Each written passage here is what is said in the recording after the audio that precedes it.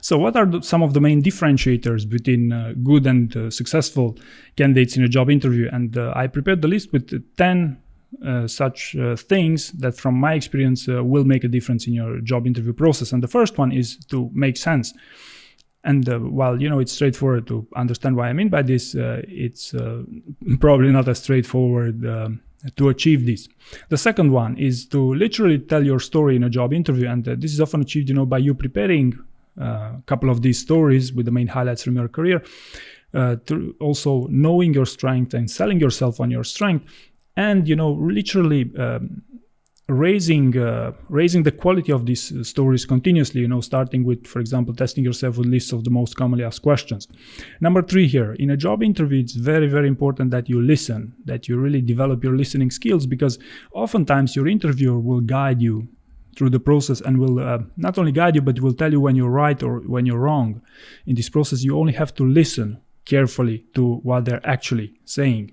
Number 4, build trust. Build trust refers to your ability to communicate through conflict. So building trust with your boss, building trust with a difficult colleague, building trust in a high-performing environment is something that is vital.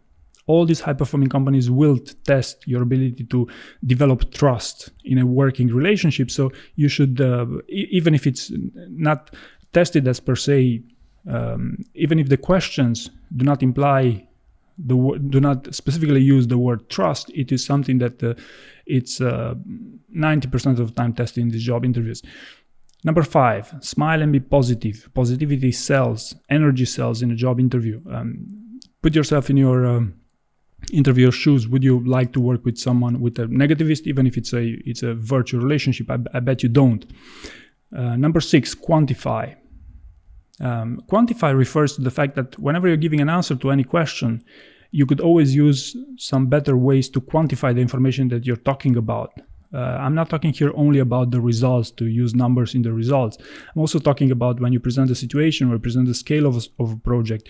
Oftentimes using numbers or comparisons will give you a much better picture to your interviewer over the situation that you're talking about. So if at all possible, use metrics, use only the relevant metrics, but do take particular attention to this detail. Number 7, the worst possible outcome of a job interview is when you fail it and you have no idea why. So if you go to such an intense experience, you should really take notes. You should really, if at all possible, record the conversation, but you should know how it went.